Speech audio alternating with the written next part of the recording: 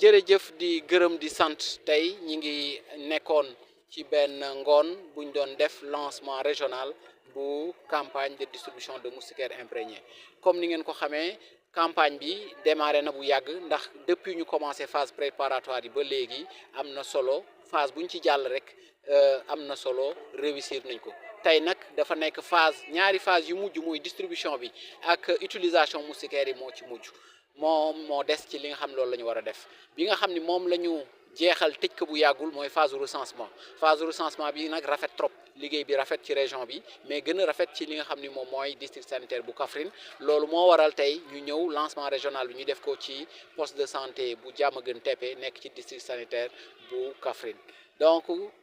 tey nag lancement bi am na solo parce que infirmier chef de poste bi ñu koy gërëm au passage di gërëm équipe am di gërëm secrétariat exécutif am di gërëm également le médecin chef de district ki mi ñu yombal pour que ñu mën a organiser fii tey fekk nañ fi ay nit yoo xam ne vraiment accueillir nañ ñu nit yoo xam ne mobiliser nañu nit ñoo xam ne jàppale nañu surtout kilifa yi gis nañ fi kilifa aada yi gis nañ fi kilifa diine yi gis nañ fi kilifa administration yi ñëpp ñëw nañu fekkee bés bi loolu aussi dafa wane ni am na solo trop ci li ñu jëm di wax nag ne recensement bi moo nekkoon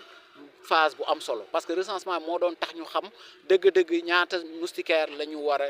distribuer ci région bi loolu aussi liggéey bi am na solo district de Kaffrine def na ko yeneen ñetti district bu région bi aussi def nañ ko donc nekk na loo xam ni xam nañu actuellement ni nan la ñu war a def pour li ci des muy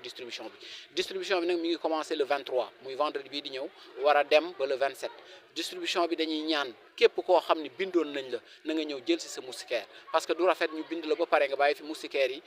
yi nekk fii di des ci suñu ay loxo gannaaw bu ñu leen bindee ñu ñëw jël seen moustiquaire ba pare aussi bu ñu ñëwee ñu jël moustiquaire yooyu ñu takk ko di ci tëdd parce que loolu aussi nekk na loo xam ni lu am solo la pour que fii nga xam ni moom mooy région de Kaffrine lii di sibiru mën fi jóge ndax suñu réew dafa xaatim li ñuy wax objectif de développement durable mooy li nga xam ni moom la adduna wërngal këpp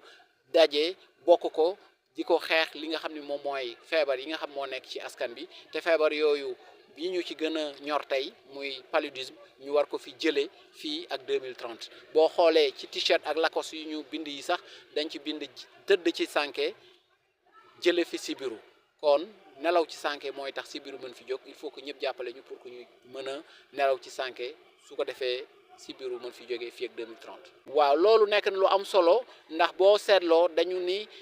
kër gu nekk tëruwaay bu nekk dafa war a am moustiquaire parce que kër gi yëpp dañu war a nelaw ci moustiquaire guddi gi yëpp dañu war a nelaw ci moustiquaire at bi yëpp dañu war a nelaw ci moustiquaire loolu mooy tax ngeen di dégg ñuy wax les trois toutes c'est toute la famille c'est toute la nuit mais c'est également toute l'année loolu mooy tax vraiment bu ñu ko góorgóorloo ñëpp d'accord ci ñëpp jublu ci ñëpp jàppale ñu ci li nga xam ne moom mooy sibiru dina fi jóge ndax sibiru moustiquaire rek moo ko fi mën a jëlee jërëjëf